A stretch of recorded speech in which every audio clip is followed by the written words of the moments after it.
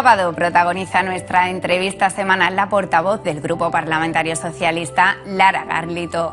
Orgullosa por la confianza que su partido ha depositado en ella, asume esta nueva etapa parlamentaria con ganas, fuerzas y sobre todo con responsabilidad.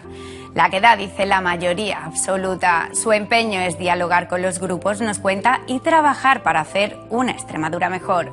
Con ella ha estado nuestra compañera Noelia Gil.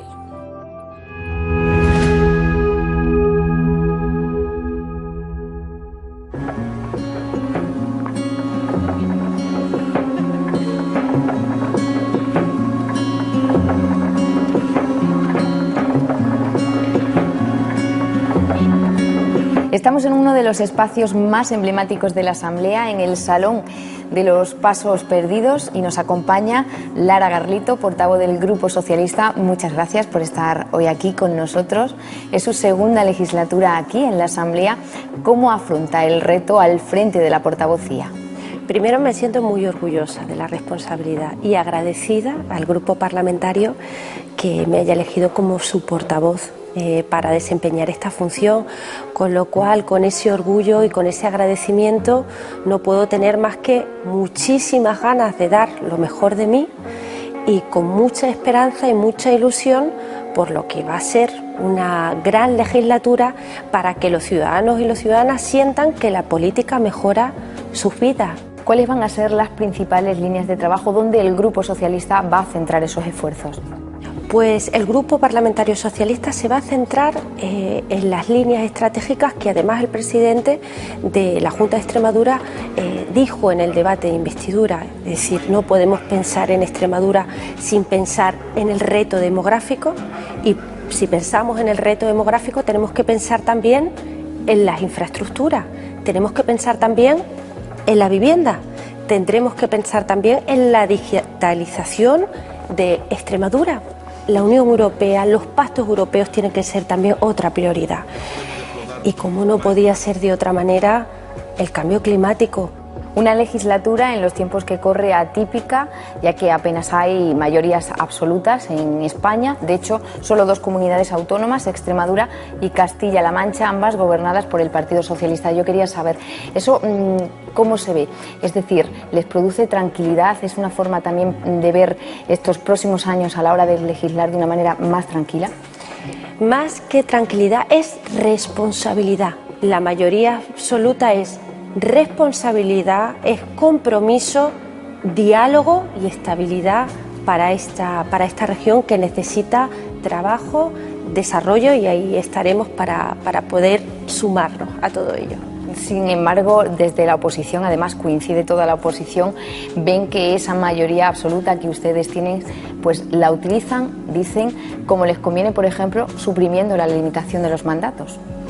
Habrá que hacer el balance cuando pasen los 4 años para decir si ha habido rodillo o no. La oposición tiene que adoptar una postura u otra, o bien atrincherarse, y valga la redundancia, en la trinchera y en la confrontación, o por otra parte querer negociar. Sí, pero en ese punto en concreto, por ejemplo, ellos recriminaban al grupo el no haber podido tener la oportunidad de hacer propuestas, de poder participar. Si hablamos de la limitación de mandato, primero tenemos que hacer una reflexión sobre ella. La limitación de mandato, la Asamblea de Extremadura no tiene competencias para hacerlo. Es la Constitución española la que, modificándola, se puede hacer, o bien en la ley orgánica. Es que lo que estábamos hablando ahora es la supresión de un artículo que se había dicho previamente que era anticonstitucional. Pero si era así, entonces, ¿por qué en la votación se abstuvieron? Precisamente nos abstuvimos, el Grupo Parlamentario Socialista, porque era anticonstitucional. Y si nos vamos al diario de sesiones, la reflexión que hizo en este caso el diputado Escribano decía: no podemos opinar sobre una cuestión que no tenemos competencia. Si quiere haberse un debate sobre limitación de mandato, tendrá que ser la Constitución o la ley orgánica la que tenga que modificarse. La Junta ya ha comunicado a la Asamblea que los presupuestos no iban a estar el 15 de octubre. Según marca el Estatuto de Autonomía, desde el Grupo Socialista entienden que la actual situación condiciona la elaboración de esos presupuestos. tampoco han estado en los años anteriores. En primer lugar, es comprensible, y yo creo que todo el mundo lo entiende, que dada la situación de inestabilidad que se da en estos momentos, con un gobierno en España en funciones, que esos presupuestos vengan en este momento a la Cámara. Seguramente, y así lo decía la propia vicepresidenta del Gobierno, pues que a primeros de año estén aprobados. Por lo tanto, la normalidad se dará.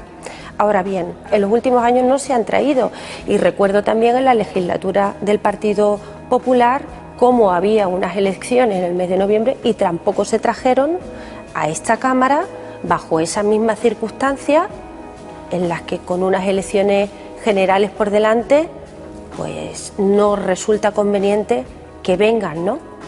Y en clave electoral, precisamente, elecciones a la vuelta de la esquina, pronostican buenos resultados para el Partido Socialista. ¿Qué esperáis? En las pasadas elecciones, en las de la primavera, España lo comprendió, lo entendió y votó al Partido Socialista Obrero Español, porque es su partido, el partido de la ciudadanía. Y ahora, para noviembre, pues esperamos que nuevamente esa confianza se vea reflejada, ¿no?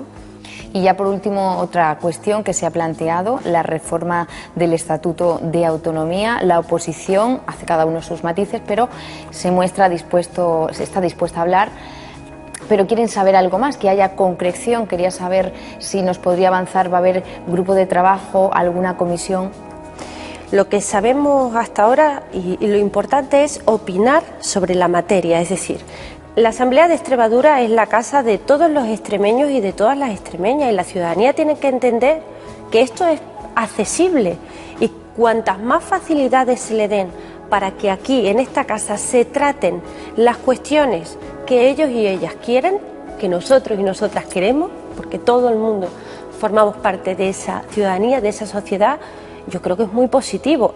Aquellas cuestiones que no tengan que ver con el ejercicio político, como cualquier ciudadano y como cualquier ciudadana.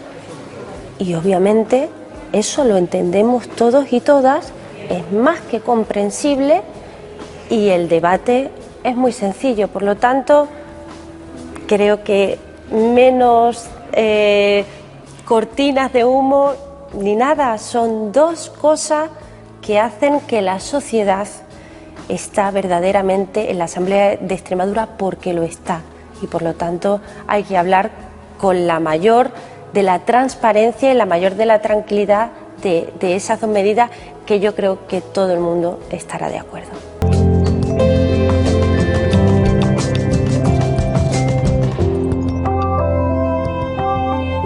Sus almas, política y filóloga, van unidas desde que nació. Sé honesta y valiente. Es el mensaje más importante que le dio su padre al comenzar en política y que siempre lleva por bandera. Hija y bisnieta de sangre socialista, Lara Garlito afronta su segunda legislatura como diputada con muchas ganas de seguir transformando Extremadura para hacerla segura una tierra mejor.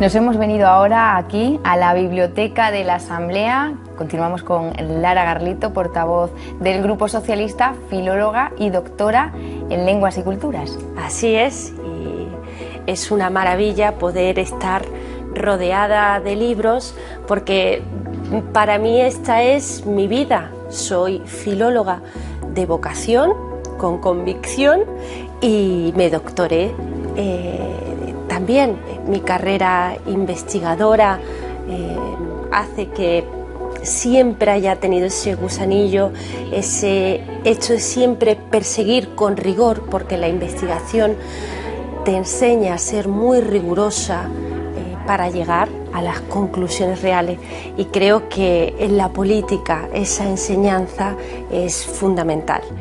Cacereña, de Santiago de Alcántara, con sangre socialista por parte de padre, de abuelo, pero ¿cuándo nació esa vocación? ¿A qué edad? no puedo ponerle fecha a esa inquietud y a esa necesidad de hacerlo. Sí puedo ponerle fecha a mi militancia política, ¿no?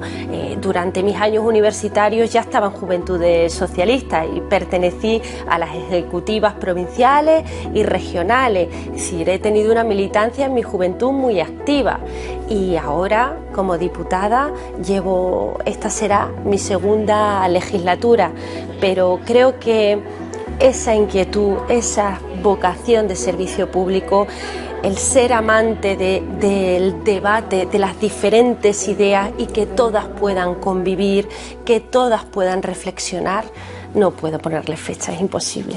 ¿Y cómo te sientes en política? ¿Echas de menos un poco la docencia, la filología? La filología nunca la abandono. Y que además creo que es muy útil también para la parte política, porque nunca tenemos que separarlas tanto, de hacer una cosa y otra. Ahora, obviamente, todo mi tiempo, todo mi esfuerzo está dedicado al grupo parlamentario y a los extremeños y a las extremeñas. Eso es lo fundamental. Y eso hace que mi trabajo sea muy activo y que no tenga que echarle cuenta al tiempo que he hecho, porque cuando trabajas con pasión no existen esos cálculos. ¿Qué consejo le dio su padre cuando empezó en política o en estos años de política? Pues, bueno, me ha dado muchos, me ha dado ¿Pero muchísimos. ¿Con cuál se queda? Me quedo, sé honesta y sé valiente. Creo que es una combinación que en el momento en el que me lo dijo no lo reflexioné, pero creo que cuando eres honesto y honesta también eres muy valiente, porque el respaldo de la convicción de lo que estás haciendo, que lo estás haciendo por el bien común, no te frena nada. Si yo sé que esto sirve para mejorar algo, ¿qué me lo puede impedir? ¿Qué me lo puede impedir? Y creo que con ese me quedo, de muchos, aunque él es muy prudente. Empezaste aquí en la Asamblea como diputada en 2015, estamos en 2019, eres portavoz ahora. ¿El recorrido que has realizado es el que esperabas? La vida no se puede prever. Yo siempre digo que hay que esperar lo mejor y estar preparado para lo peor, y lo más importante es que hay que trabajar mucho y esforzarse mucho diariamente. Por lo tanto, tú nunca puedes prever a largo plazo. Yo estoy a disposición de los ciudadanos y de las ciudadanas y de mi partido, y por lo tanto uno nunca sabe dónde va a acabar, pues donde quiera la ciudadanía y donde quiera mi partido. Y ya por último, ¿cuál sería un sueño cumplido en política? El trabajo bien hecho. Siempre diré que una de las cosas que me han emocionado más en estos años en política fue un meeting en la Plaza de Toros de Cáceres, y estaba muy emocionada, pero me agarró una señora que no conocía nada y me dijo: es que te necesitamos, tenéis que gobernar para cambiar lo que nos está sucediendo. Mi hijo está en casa sin poder ir a estudiar, y me conmovió. Si se le ha cumplido ese sueño y lo ha podido hacer, para mí ese es mi sueño. Pues hasta aquí esta entrevista. Muchísimas gracias, Lara Garlito, por acompañarnos. Mucha suerte en las elecciones, también en la legislatura y en el trabajo que hacéis aquí todos los diputados, porque sin duda beneficiará a todos los extremeños. Muchas gracias. Muchísimas gracias a vosotros.